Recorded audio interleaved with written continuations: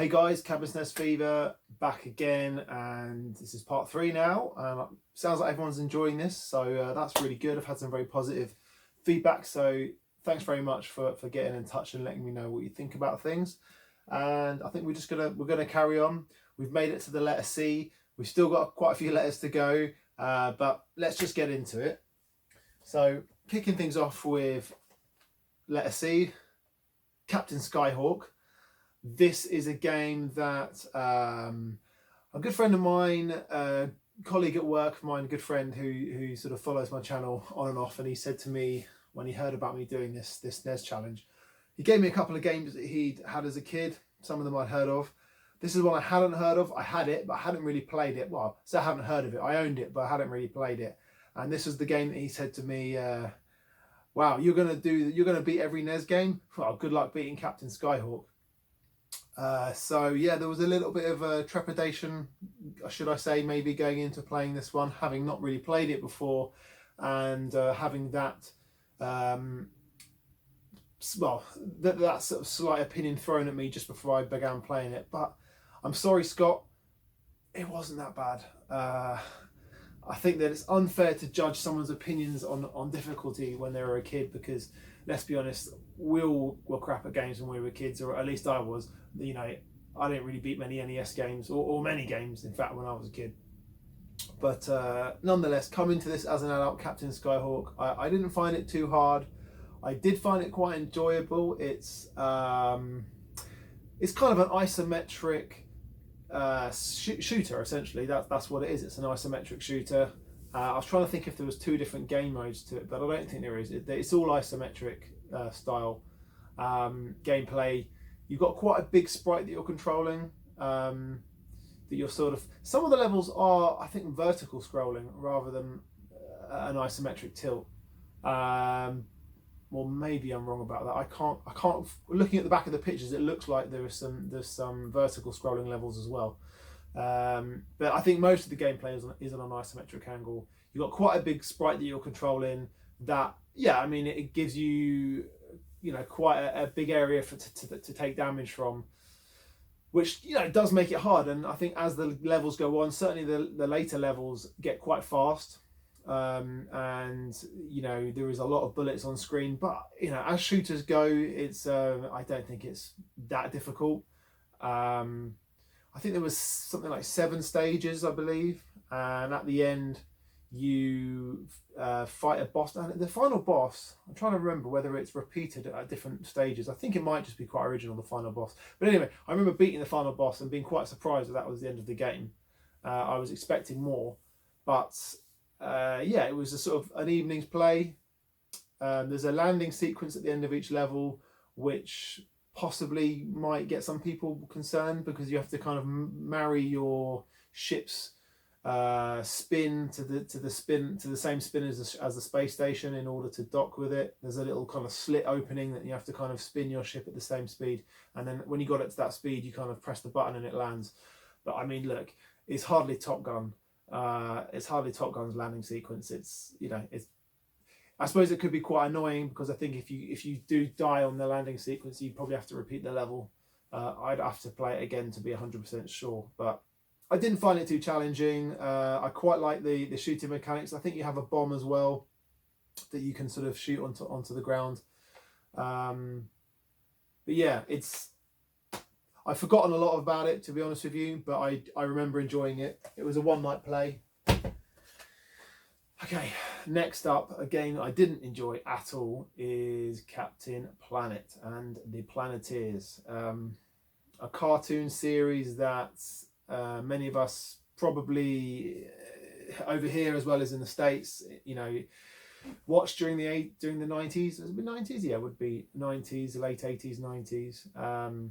Probably a series that's a bit more prominent nowadays with everything that's going on environmentally. I think this might do slightly better, but I mean, it was good that it was doing its thing back then. It certainly made me aware of environmental issues, and I mean that honestly. I can genuinely remember watching this cartoon and being made aware of things, and being quite conscious of it ever since. So fair play to that. But unfortunately, it probably wasn't the greatest cartoon anyway. and it certainly isn't the greatest NES game. This is a bit of an atrocity, to be honest with you. It's kind of everything that is bad about NES games. It's difficult for the wrong reasons. Difficulty coming from poor control, bad game design, and just bad programming, really. You do get a password for every level, but every level is divided into 2 sections, and I think your password only starts at the beginning of each section. I think there's only 5 levels, but with the 2 sections, it kind of makes it 10. And the first part of each level is a driving section where generally you're flying the, I don't know, whatever spaceship they had in Captain Planet, I can't remember, but you're flying a spaceship generally, although there is a level in a submarine, and there's also a level where you're driving a car, I think, but the other 3 are piloting the ship. I think on all of the levels it's an auto scroller, but you can turn your vehicle around and kind of push the screen back, going in the opposite direction, especially on the levels where you're piloting the ship, because there are things that you need to, bosses and not bosses, but like bases and various things that need to be destroyed in order to sort of progress to the end of level section where the boss is, and therefore it's nice that if you've gone past the base, you can turn the ship around and you can come back and attack it again. So in principle, yeah, the game's okay, but the control of it is just like nothing I've played. It's hard to even put into words just how bad. You just have to kind of play it. But it's the kind of game that movement seems to be totally random. You know, you can hit forward on the D-pad and you might move an inch on the screen, or you might suddenly propel yourself to the other side of the screen. And for that reason, it makes it very, very difficult. It's not necessarily that hard as a shooter. I don't think there's a wild amount of projectiles. You do have a life bar, and you've got quite a lot. You can use the different powers that the various Planeteers have, for shields and like firepower add-ons. But switching between them is clunky. You run out of your special meter very quickly, so it's just a mess. And your second stage of every level is playing as Captain Planet, which sadly is even worse. You fly around these kind of chaotic messes of levels that look like they've just been spewed out by a designer when he's like got a couple of days left on the game and he's had too many fizzy drinks. It's just a mess. Captain Planet, who essentially looks and acts like Superman in both the cartoon and this game, controls like sort of a crap man, basically. Everything seems to kill him. You need to constantly use special powers to survive. You can thankfully get regular power-ups and extra lives. There's loads of extra lives, which is good. But yeah, it's a mess of a game. I don't recommend playing it. It's very hard because of that. The infinite continue factor helps, and like you said, you get a password for every level. Thank God, because if those 2 things weren't apparent, like the game would be probably impossible, or next to anyway. All right, so next up is California Games.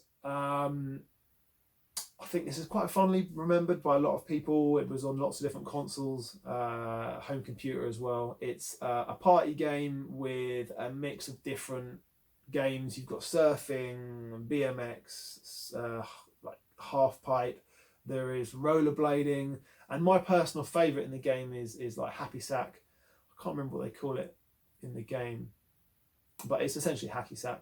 And yeah, I like the fact that you control a guy and you can spin him around. You can make the sack bounce off his knees, there's lots of different ways you can make it bounce. You can kind of kick it up with his foot on the side. You can kick it with his heel. You can with his head, his shoulders. I quite like it. It's quite fun, quite novel, and you can spin him around as well. Some of the other games on there, like surfing's okay. Takes a bit of time. The BMX I found a bit of a mess. The roller skating I found quite fun. The half pipe was okay. Yeah, half pipe's okay, but it takes a bit of time to get used to the controls of each thing, but not like you don't need to master it like some games. It is quite pick up and play. But someone who, for example, as considering it's a party game, the person who owns the game is going to have a big advantage over the people who have never played it before. So this is a game that everyone who's playing either needs to be, well, basically everyone playing needs to be at the same skill level to kind of get the best, most fair experience from it. And essentially that's all there is to this game, because as a single player perspective, beating this game is a non-event. There is no AI, there is no, although there is a competition mode, you are only competing with yourself. There's no AI to compete against. So and there's no sort of set score that you need to achieve to get a better ending. There is only the one ending. So yeah, I mean, it's a non-event to beat from a single player perspective, which, considering my challenge, was a very welcome break from some of the other games I'd beaten. So there you go. Next up is Castleian, I think it is Castleian. I don't know. I'm gonna just keep saying the word 1,000 times. Doesn't sound right. However I say it. This is. Just gonna remove some of this plastic sheeting that's annoying me. Don't worry. This is just the outer case. Sometimes these are protective cases. They have this kind of plastic polythene protector on them, but when they get ripped, they annoy me, so I just pull them off. Anyway, so yeah, Castleian is a game that was released, I think, quite fondly, maybe remembered on some of the home computers.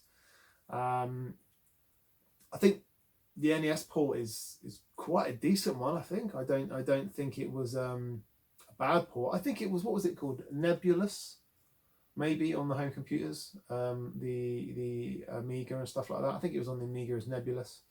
You control this kind of strange pig-like creature whose goal in life is to climb towers. I can't remember if there's an explanation as to why he has to climb towers, but every stage is a tower, and you need to get from the bottom to the top. That's the premise.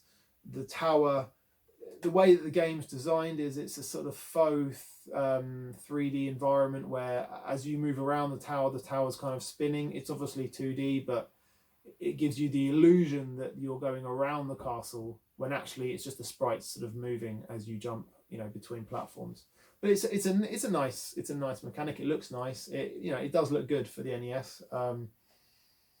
When is it? 91. So yeah, I mean, it's not super old, but it's kind of mid-range towards the end of the lifespan, I suppose, but not super late. But yeah, it looks good, and it plays pretty well. But it is, although it is a platformer whose premise is obviously to climb towers, which makes it very much a platformer, but it's more a puzzle game, really, to be honest. I mean, it's a puzzle platformer, but unfortunately the control is very much in that kind of Prince of Persia-esque region where you are looking at perfect precision inputs only. If you accidentally take one step too far, you're going to fall off the edge. You need to know when to jump at the right time and all that kind of stuff that just makes these games really, really infuriating. And God, this game is so infuriating. I've kind of spoken about the positives about it, but just the amount of memory that is demanding on this game to get through it. There's 8 towers, 8 levels, and I think you have 3 lives maybe. I think maybe you can gain a couple of extra lives on the bonus stages, although they're quite hard themselves. But the level of demand on memory was just so taxing. I mean, this was only the 5th game that I beat. So maybe my reflexes and my kind of gaming experience at that time wasn't as heightened as it became later on, but this felt to me like one of the hardest games I had to beat. I think I gave it a 9 out of 10 because of just the pain that it put me through of relentlessly having to do the game over and over, and this sort of idea that you just cannot make a mistake until by the time you've made it to sort of Castle 7 and Castle 8, and that's where your benchmark for reaching on every playthrough is, it feels like making any mistakes on any of the first 6 towers is like, you know, just a waste, because by the time you get to the 7th or 8th tower, you know, you want to have all your lives so that you can practice on them. Yeah, brutal for that reason. I guess, you know, playing with save states, playing with, you know, cheats, whatever, that kind of stuff, and even if it's just any way of practicing the game would make it probably quite easy. But playing it the old school way, having to start from the beginning every time, yeah, it's a hard grind. And I think it's kind of soured the game for me a little bit. I kind of remember enjoying it, but at the same time, I kind of remember the pain. So I don't know, it's a hard one to go back to. One that's not hard to go back to is Castlevania. I mean, I'm sure I don't need to introduce this game to most people watching this. This is like just, you know, quintessential NES, absolute landmark title, landmark series. I mean, it's, you know, it's transcended the NES. It's moved into bigger and better things. You know, better, I don't know, arguable, but certainly bigger things anyway on other consoles. But this is where it began, and fair play. Like, this is, you know, some games have their, you know, generational periods, and you look back at the first games and you think, oh, that's cool, and, you know, well done, and that was a nice. Metroid's a good example. You look at the first Metroid and it's like, okay, that's cool, but you know, later games in the series really kind of show what you perhaps want to play. But this is still awesome to play right now. This is the first of the series, but it's still brilliant. It still plays great. Even though it was followed with quite a few games in the same 2D side-scrolling whipping environment that are still also really good, it doesn't in any way stop playing this one, or doesn't anyone in any way render playing this one you know, a non-event. This is definitely still a gaming event that I think anyone into retro gaming should play. As with many Konami games, Infinite continues, rendering the experience really your own. You've only got yourself to blame for not persevering with beating it, I think, because it's hard. There's no question that it's hard, but it's the good kind of hard, the rewarding kind of hard. I think probably most people that persevere with it would probably reach death, which is the that sounds a bit wrong, but if you've played the game, you know what I mean. The penultimate boss is death, the Grim Reaper. And I think that, myself included, for many of the times when I previously played it, you know, you put in the time, you continue, you don't mind taking the game overs and starting again with the continues from the beginning of the world, or beginning of the level, sorry. But once you've died on death 3 or 4 times in a row, yeah, it's hard. That stage is hard. The end of that stage is hard. Getting it back to death and dying again and again, it's enough to kind of wear out a lot of players. I can understand why many people never made it past death. But the funny thing is, if you make it past death, the irony is that, you know, you're probably going to see the game out and live through the experience, because the next stage is the final stage. And if you're going to make it to the final stage, you're probably going to put in the time to beat it, because, you know, Dracula at the end is no pushover by any means. You know, he's in many ways much harder than death, but thankfully when you make it to him, you're allowed to continue from that fight, even with a continue. Perhaps not with a continue, but certainly every time you die, you get to start from that fight. So makes it far more bearable. And anyway, going back to death, there are ways to beat him. You know, you can use the holy water trick and all that kind of stuff. Although personally, I think keeping the holy water on that final level is quite hard, making it all the way to death. So I just used the the boomerang cross. I think that's the way I beat him. And, you know, at the end of the day, he's not actually that bad when you can beat him, but you know, beating him that first time is quite special. But yeah, can't recommend that anymore. Fantastic game. Unsurprisingly, we're going to follow that with Castlevania 2, Simon's Quest. A complete reworking of this first game, using the same, you know, engine and design. It looks essentially the same in terms of the sprites, but it looks very different in terms of the approach to the game, because this is a side-scrolling RPG. as opposed to a platform a platform action game. This is still action and it's still platform, but it's, you know, in an RPG environment. It's open world exploration. There's no levels. It's, I guess, taking a cue from Zelda 2, perhaps. Konami's looking at that and saying, well, you know, that's quite an innovative way to progress a series. You know, let's try something like that with ours. I really like this game. I think it's still really cool. I think that it's by no means the better than the original or better than its sequel, but it's still a really good game. It suffers with flaws, which everyone who's heard of it probably knows about. The biggest issue being that the English translation, at least I'm assuming it's the translation and not the programmers just being, you know, complete arseholes, but there is a lot of clues, text bubbles throughout this game, which are just complete nonsense, for the best, really, for the best of purposes. The most famous being, the Deborah Cliff one, which I suppose isn't nonsense, but you know, they tell you to, what did they tell you to do? They tell you to kneel. I can't remember if they do. Maybe say kneel at Deborah Cliff or something like that. But whatever, they reference Deborah Cliff. Now, Deborah Cliff in the game is not a cliff. It's not signposted as a Deborah Cliff. It's not called. You don't know it's Deborah Cliff. It's just a little platform, and you're supposed to kneel there and hold a diamond or a gem, sorry, that you're not told about, and that, you know, creates a whirlwind to come. It's a notorious moment. That I think AVGN brought up in his reviews many years ago. Everyone knows of it, and that's not the only one. There are other moments.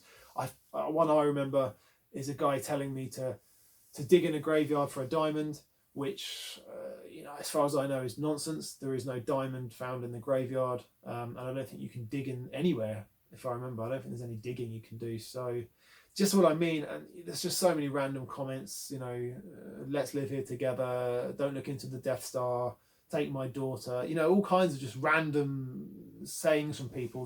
That's part of the reason I love it, though, the quirkiness of it, and for better or for worse, whether it's just random translation issues or who knows, maybe some of these were meant to be red herrings in the game, but either way, it's a confusing game to play if you don't have the background with it. I grew up playing this and had, various Nintendo magazines that would help me. So it's not that much of a surprise to get to play through this and beat it.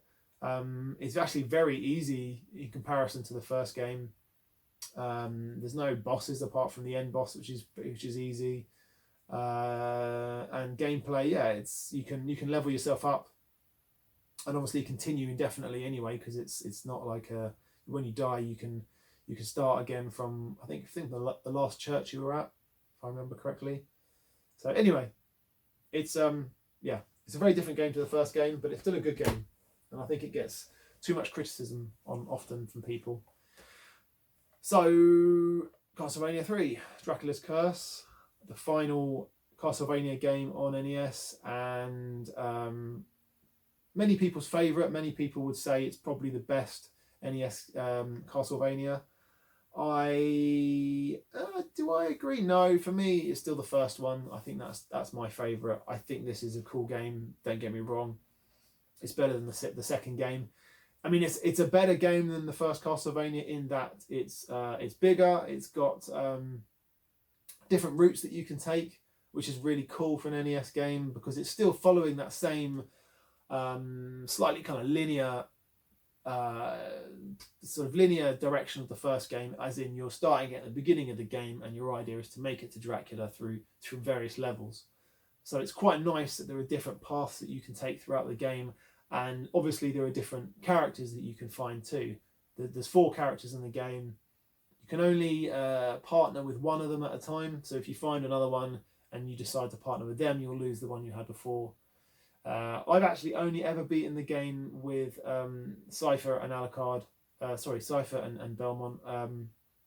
Although Alucard and who is it? I can't remember his name. Grant, who's like a thief, climber. I don't know, whatever. He's another character as well. They're all cool. They're all really different. They all give you different abilities.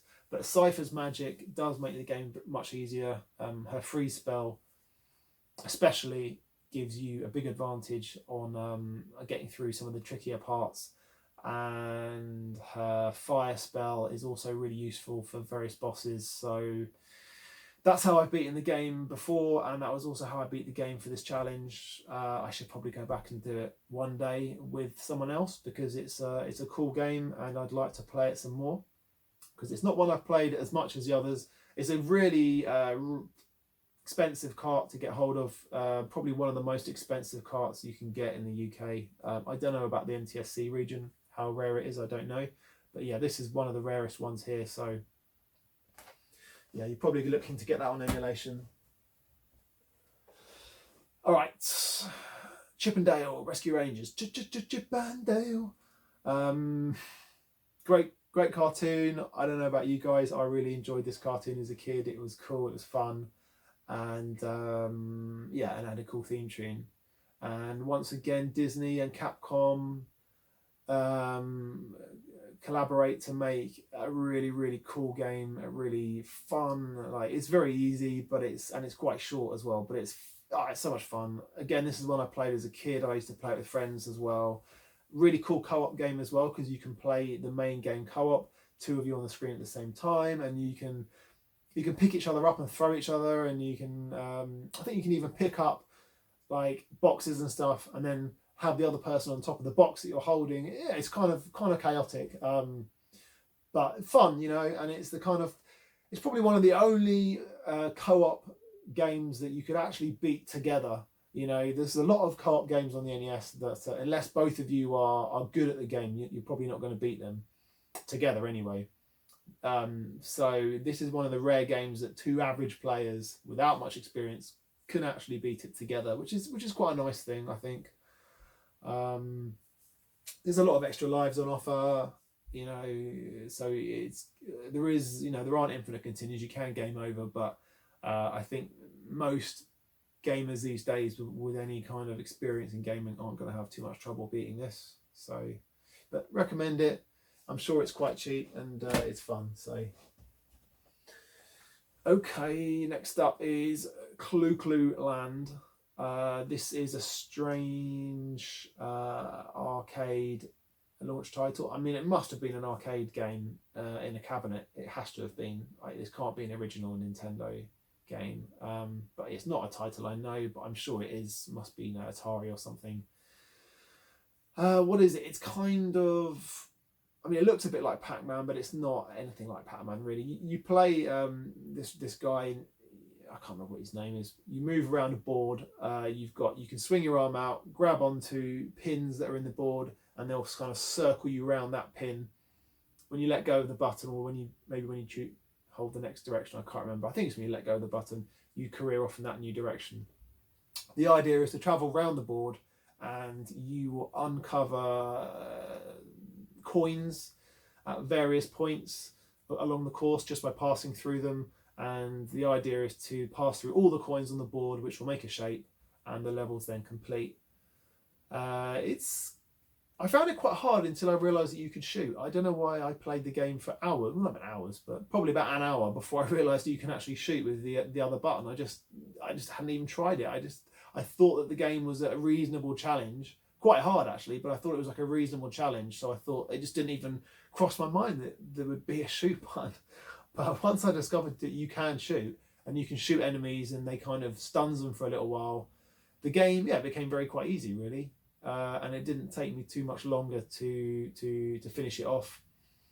It's not particularly long. I think there are maybe 6 stages before you get to the end screen. So obviously it carries on after that, as with all these arcade games that are part of this challenge.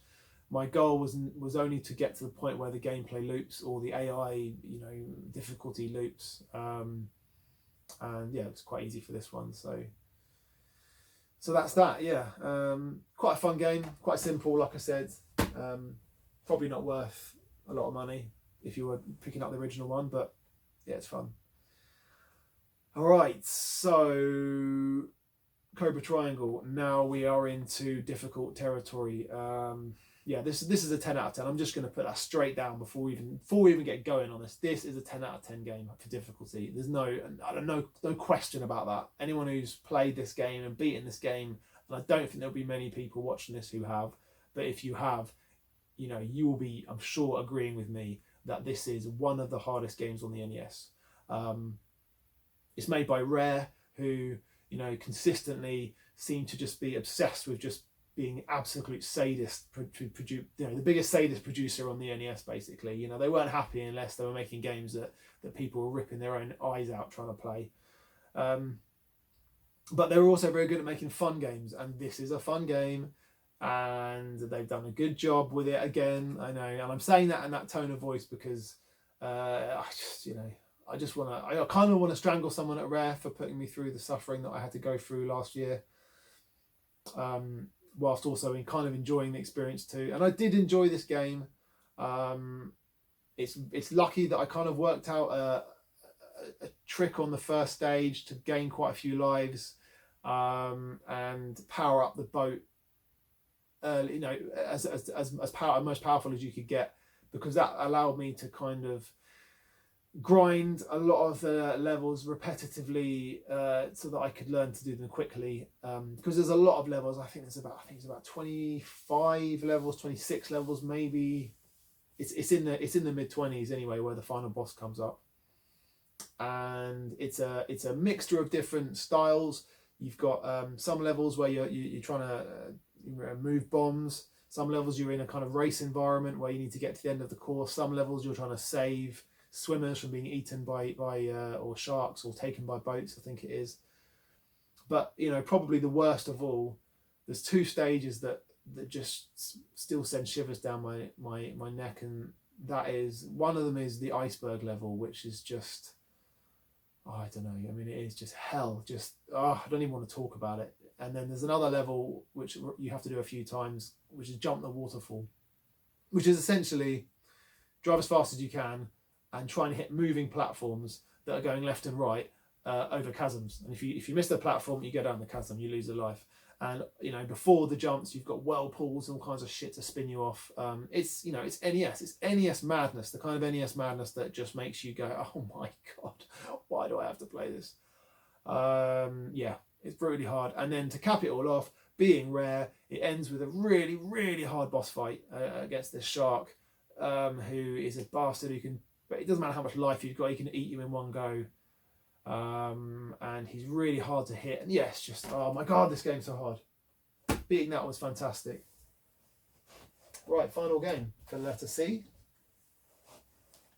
is Crackout. Strange title. A clear breakout. It's alleyway. It's god, what's that game called now? I can't even remember. Arkanoid. Yeah. My brain went there. I've just beat Arkanoid the other day on SNES, and that's why I was just checking up my SNES games to remember what the hell it was called. But anyway, all those games, same premise, a paddle moving around, you've got things bouncing up and down, and your idea is to bounce that ball around and take out coloured blocks at the top of the screen. Single screen puzzles, you take out all the blocks, you move on to the next puzzle. And every time you hit a block with the ball, it gets faster. That's the basic premise of it, of Breakout anyway. And since Atari's copyright policy obviously was non-existent, everyone's been plagiarising their game ever since. And this is Konami's answer, which is in itself essentially just a version of Arkanoid. I don't know if Arkanoid was made by Konami, I can't remember. I don't think it was. But this is essentially Arkanoid with a different title, because the power-ups are pretty much the same as well. I don't think maybe you don't get every power-up, but I think you do get most of them. You've got like the laser, you've got the thing that lets you catch the ball and then stops it. And I think most of them are there. So it's essentially a plagiarized version of a plagiarized version. But yeah, maybe you guys know more. You can let me out. This was only released in Europe, I think, this one. Or maybe Japan as well, but it wasn't released in the States. It's a PAL exclusive maybe there. And yes, thankfully it's not Arkanoid. Arkanoid on the NES is absolute hell. Wasn't released over here. I continually thank my lucky stars for that, because that game, trying to beat it with the 3 lives that you get with no passwords, no continues, and you have to beat, I think, 35 levels, is next to impossible. Thankfully, the SNES version, they didn't make it possible. You can get passwords. I beat that recently. You guys have probably read that review. But this version is basically like the SNES one. I think it might even have 100 levels like the SNES one. I can't quite remember. There was a lot of levels, but you get passwords, I think, for every one. So, great. It just makes it a fun, casual experience. I love the concept of Breakout anyway. And if you take away the heartache and sort of nightmare that makes Arcanide on the NES impossible by having no passwords or continues, then and you just give me a password for every level, you know what, it makes a really, really fun game. So thank you, Konami, for yet again making another game that I really like. And I remember the very end of the game, to actually beat it, you need a password, which, not a password, but like a code to crack a machine at the end of the game, which is found throughout the game. I did actually know this before starting the game, and it's not because I had cheated. I remember reading about it. So I remember what you have to type in at the end, and that kind of got me the end screen, which was nice. But I think, to be honest with you, if I had got there and found out that I didn't have the code, would I have done the game again? 100 levels? Probably not, because at the end of the day, I'd beaten all the levels, so I would have probably not bothered. So anyway, there you go. That's the letter C, and hope you enjoyed that. Guess we'll be back with the letter D soon. Just want to give a quick shout to everyone who's been following me, and all the nice comments and everything that's been said, because it seems to be quite successful. I'm quite enjoying rambling on about these games. I hope you are too. And I'm looking forward to doing some more things. So quick shout out to my boy 16 Bits and Bobs, Mr. Ali. Go check him out, because he's quite new to Instagram, but he's a really good friend of mine, and we're going to hopefully be doing a lot more stuff over the next coming weeks and months. So hopefully you'll be seeing us together soon. But anyway, I will be back with another letter soon. So thanks very much.